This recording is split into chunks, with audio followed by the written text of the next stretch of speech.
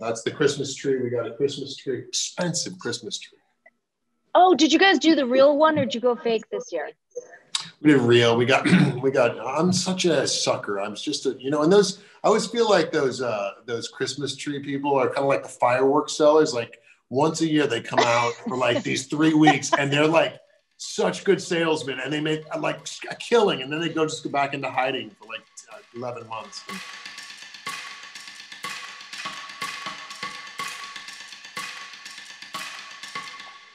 So we're just doing it? This is just us doing it now? I think we're in it now. I feel like this is they're putting a lot of faith in us to come up with our own things to talk about. I don't know. What do you want to talk about? Are we supposed to talk about? Awkward too. So, where are you recording from? That's a good question. Where are you recording from? You look like you're recording. Let me guess first. Don't tell me. You have a nice couch. We've been couch shopping, so good looking couch you got there. A nice wallpaper type vibe. So I don't know. I mean, if it's you, if it's your house, it's definitely got some nice style going. You got the plant. It's like modern, cozy modern. Is this your thing? Or, but it also could be like at somebody's place that you went to do this in. This is fair because I feel like I don't know what I'm doing as far as home decor goes. So I've thrown it all together. It is my place. I'm in Chicago. The wallpaper's new. That grass wallpaper. I was very excited. Did you put it in yourself? Because I just had to put some of that like stick and peel stuff for my daughter. But no, you actually had this professionally put in. Yeah, I feel like I can't be trusted to do things like that on my own. I mean, I'd like to try, but I don't think it would go well. No, it's only for my daughter's room. I wouldn't try it in the main part of the house. A little folds here and there is fine. Wait, I think you were going to do, last time we spoke when I was there, you guys were going to do renos, weren't you? Is that this place here or was that in LA? Yeah. No, I don't know. We've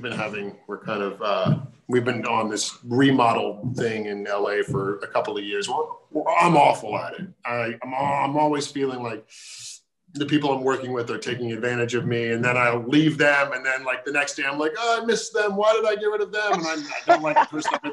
So it just goes on forever. And then also I don't like a lot of talking in these meetings. If there's too much talking, then I feel like, are we wasting time? And so basically we've gone to a thing where I'm like, my wife, I told I was like, you have to do it. I'll be a silent partner in the background. I can't be at the meetings.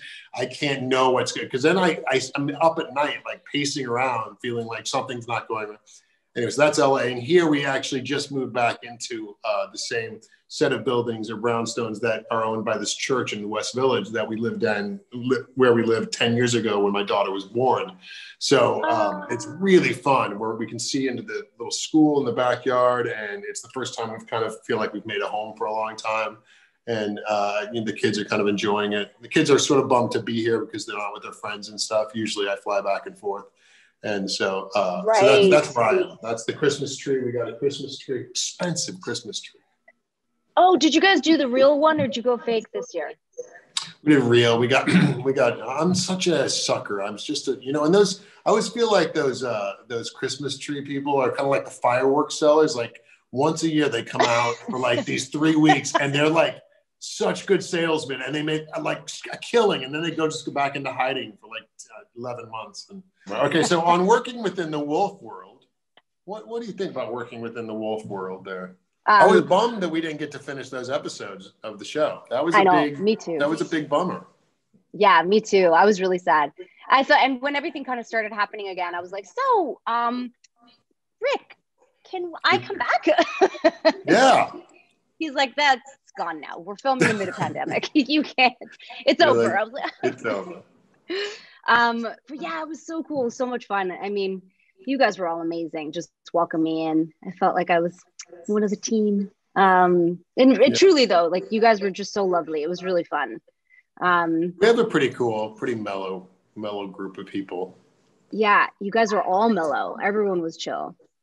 How's your people? Same. Yeah, everyone's chill. We're like, same thing. Yeah, I mean, we're all. It's everyone just kind of has fun. We laugh all day long, make fun of each other. I don't think anyone's called me Tracy since I got the job because I just have tons of nicknames. What are your nicknames? Mostly Tracer, I don't know who I came like up with it. I feel like Jesse came up with it. Tracy is the main one. Yeah. Is there a thing? What is Tracy? That's just a word that he came up with. Yeah, I don't know where it was born, but it happened pretty early on. Something sentimental, something that shows that I know you better than someone else. Yeah. And that's what I do. I come up with I like Tracy. I don't know about Tracy though. I'm gonna come up with my own. Okay, I like it. I'm all for the nicknames. I don't know. I'm working on it.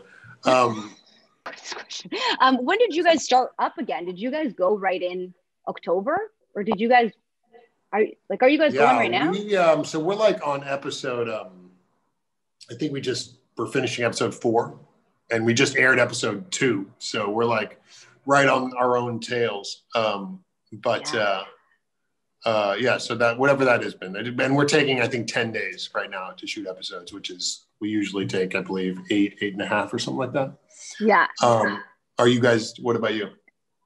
Yeah, same. It's 10 days, although we're down to 9 for now. So yeah, so we'll see. But same thing. We just started 5. Yeah, Saturday. I think we started 5. How many years have you been on? I joined at the end of season 4. How long was that? And so now we're going into season 8. So 4 years. Okay. Yeah. And what has it evolved since you've gotten there in any particular way, do you feel? Every season has its own kind of journey with all the characters and stuff, but I feel like I don't really know. I don't know how to answer that one. I feel like every season kind of has its own journey, but I don't know if over time it feels like it was yesterday that I joined. Do you know what I mean? Like I still kind of feel like the new kid sometimes in many ways. But what about you? You guys are on what season now? Your show is, I feel like, more character than ours, right? There's some characters. So each episode, there's usually like a character-driven part of the story, and then usually not very often are storylines kind of carried through. It usually kind of ties up at the end of each episode sometimes, but it's the character stories usually parallel the story of what's happening in like the whole. There's like the A and B story, and they usually tie together.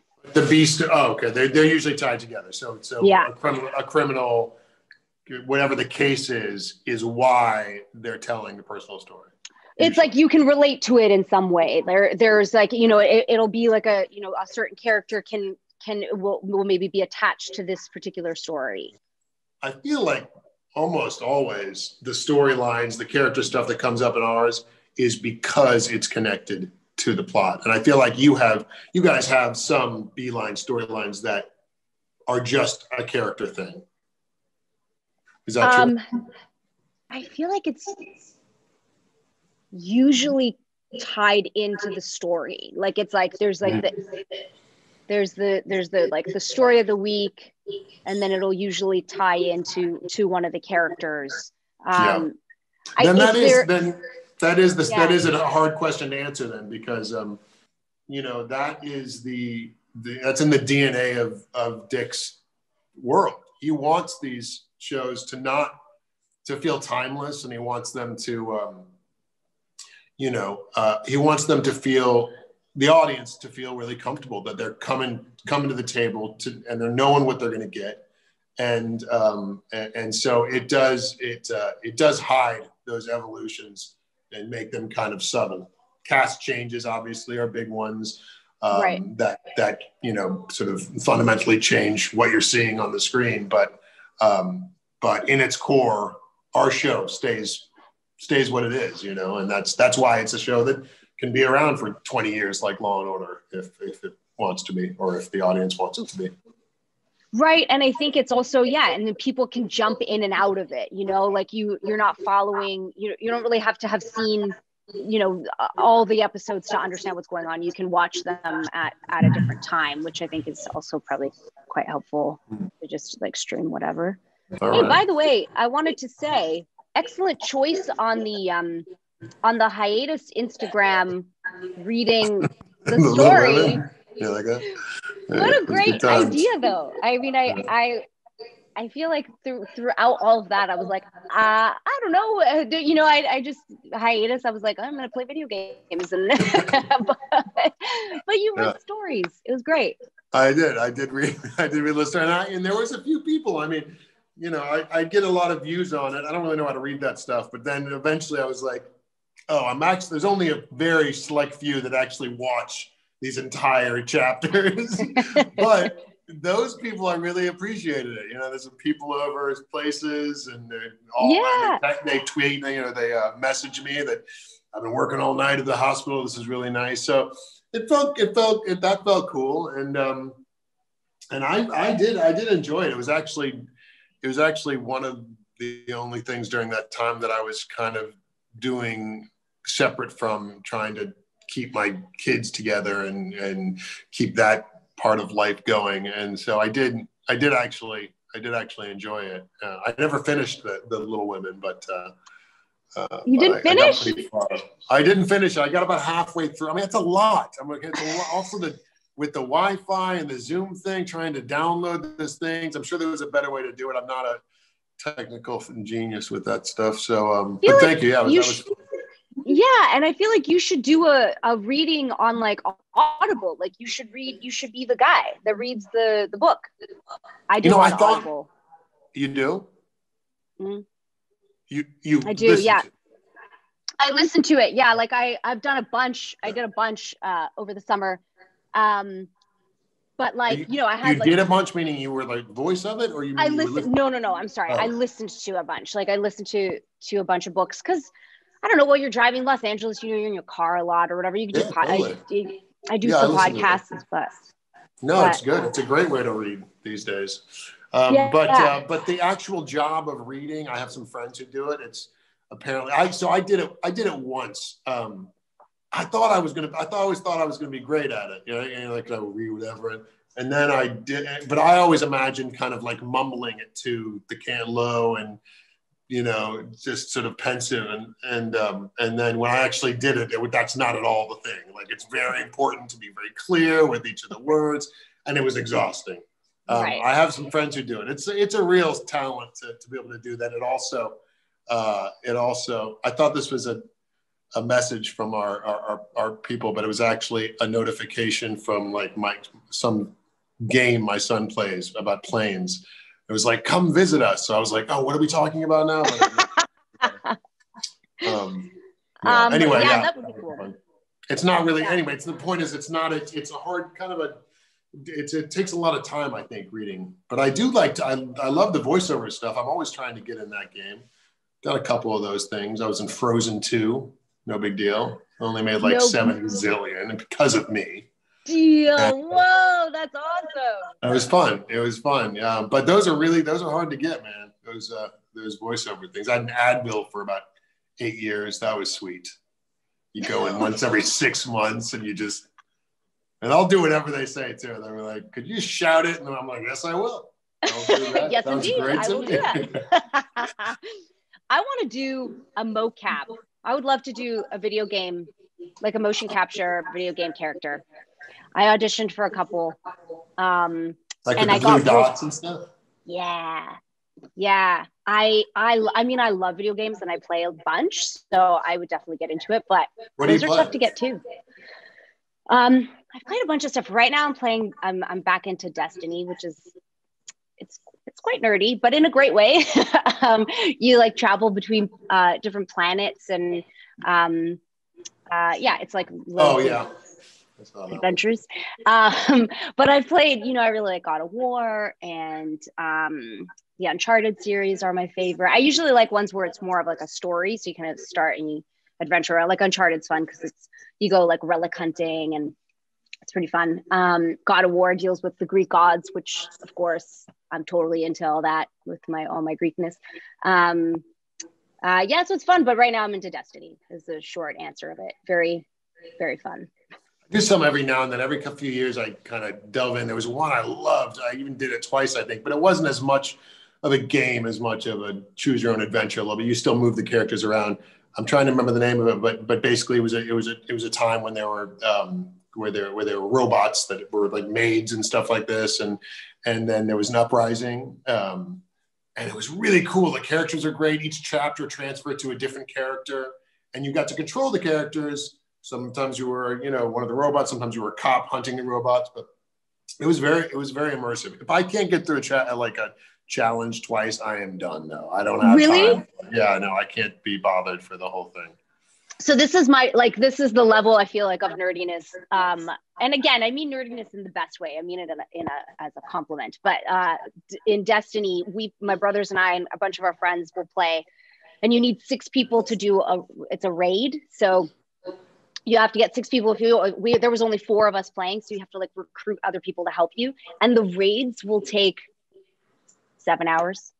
You'll do, I swear to God, we didn't even finish it. We played the other night, and we played, I think it was for about 4 hours or so, 4 or 5 hours, and we only got halfway. And you die and die and fail, and you just, and everyone's so like, I feel like it's also really sweet. Everyone's really positive because you're like committing to an entire evening or 2 of doing this. And so you just like, everyone kind of, you fail, and it's like, okay, guys, it's great. Maybe you need to pick up the orb faster and transport it sooner to right. Whatever. When did you get into video games? Were you young? I was young. I mean, I have my 2 older brothers kind of got me into it. Right. And then I think I took a little break for some time. And then for one of my, I think it was Christmas or birthdays, my brothers got me a PS3. And then they got me the Uncharted series. And that was kind of what started it again. First one's free, huh? And then they got you in and you're hooked. And then they got me in.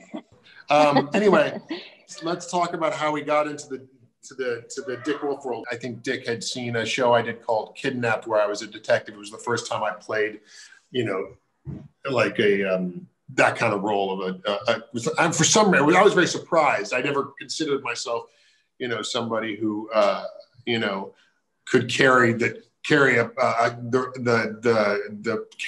to play a character that could handle like serious things, difficult things, like police business, and so when I did that, it was a lot of fun.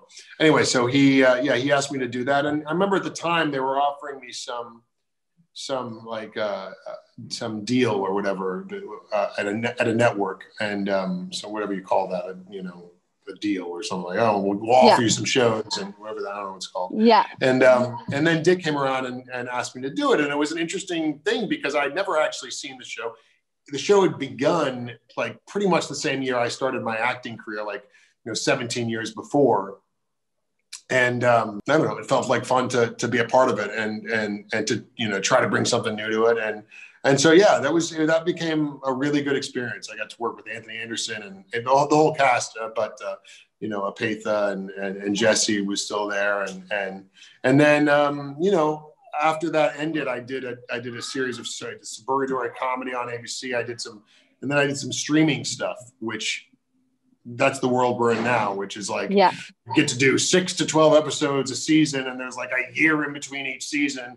And then you might be on a network that people have a very difficult time finding.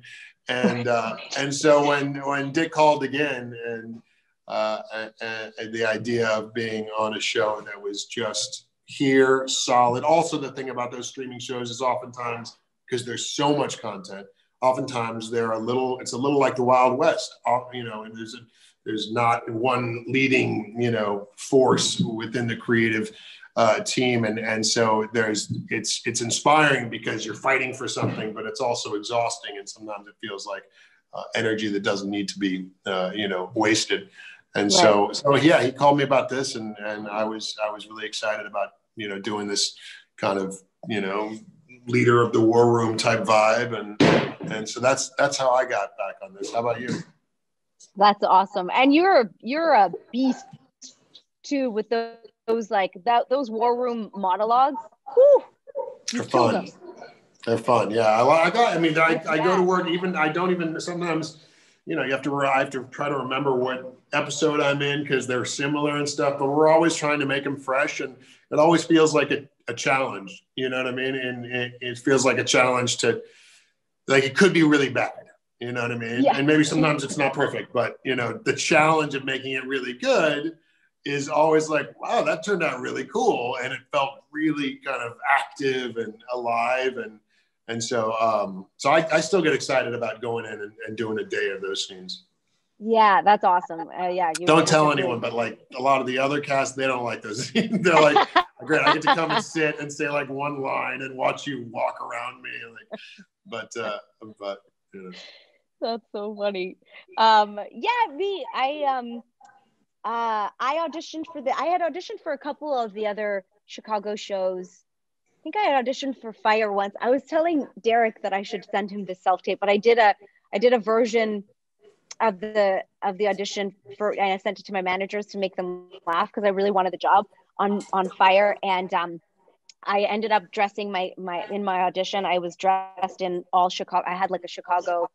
My boyfriend at the time was from Chicago, so we had like a sweater that was like a Chicago sweater, and I had like a banner, like a Cubs banner, and I was wearing a Chicago hat, but it was like a serious scene. And I was trying to keep it serious while drenched in all things Chicago all around me. I didn't send it to him, but I should. That'd be funny. And then after that, it was, for this job, it was, I did self-tape, and it was, I was losing the light, as they say in the business, but I was like in my corner in my little apartment in LA, and the sun's setting, and I was like, I could only do it the one time. And I taped it, sent it out, it's pilot season. So I had like 30 other pages of information to try and memorize on that same night. So I was like, okay, well, and put it on self-tape thinking, I had read for a couple other roles, and I was like, I don't know, maybe they, you never know, self-tape. You're like, all right, well, I don't know, put it out there, see what happens. And then I went and met with Matt after that, and then I came on. That's my only, Chicago PD audition story, but. I mean, I never got the ones that I went like the extra mile to in auditions. And I've done, the extra mile. Back when I was younger, I would come in with props. I mean, I would write journals and whatever. I would buy them comment.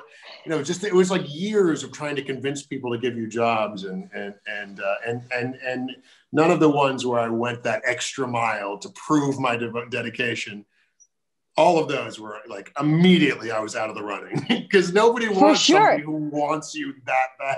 It's like just some kind of a disconnect between the person who's trying to achieve a result and the person who decides. And you think like, oh, I want to show them that I'm so committed, and it's counterintuitive. It's you have to like actually pretend to not care or show that you're serious and devoted, but without any kind of desperation involved. Yeah, for sure. And I feel like that was for me, that was what this one was. I was like, had no time to overthink it. I had to get it out that day. I had zero sunlight. I just had to do it. And I think that kind of like putting it out there and just letting go and walking away from it. And then I, of course, overthought all the other auditions that I had to do that night. And, but yeah, no, I think it always works that way. Did you see the other day, there was some kind of press thing for a show where the actress accidentally gave away the big plot point. And I think they stopped the thing from airing on the East Coast, but it was like a plot point that was geared entirely. You could tell they put the thing on the poster and then they killed the person, whatever it was. I mean, it's already happened, so I think it's fine to say now. But I always, no matter what interview I'm in, I always, like conversation that I know is going to air, I've always had this feeling like, did I just ruin anything? Did I say something? Me too. All the time. And I'm like, we're editing this, right? Right? Yeah, we can edit it. Yeah. Yeah, perfect. For sure. Well, it's so good to see you. I'm sorry we didn't get to do those extra episodes, but I'm hoping that, that our worlds cross again, and in Dick's, ever widening world, they often do. So fingers crossed for that. Me too. How cold is it there right now? It's I know Celsius. In Fahrenheit, I think it's like 32-ish. Yeah. So it's chilly. And you guys do a lot of outdoor shooting, huh? Yeah, we have I'm off for a couple days, but I work Thursday, and it's all outside all day. Oh, so okay. We'll just Do you have like, a bunch of heating things in the pockets and all that? Yeah, I get like usually 2 to 3 sizes up in my jeans, and then I layer them. So I'm usually wearing minimum 3 pairs of pants at a time. Have you tried the electric stuff, electric socks or anything, or no? I haven't. I feel like that stuff will like heat it up, and then as soon as it cools off, then you're almost colder. So I usually just find if I layer, then I'm good. I just look like I'm like, from the kid from the Christmas Story, where I'm like, I can't really move. I'm just going in all the directions, but it works out. It works out so far. Yeah. All right. Well, it's great to see you. Yeah, you too. We'll talk soon. Bye, everyone. Bye. Thanks for watching.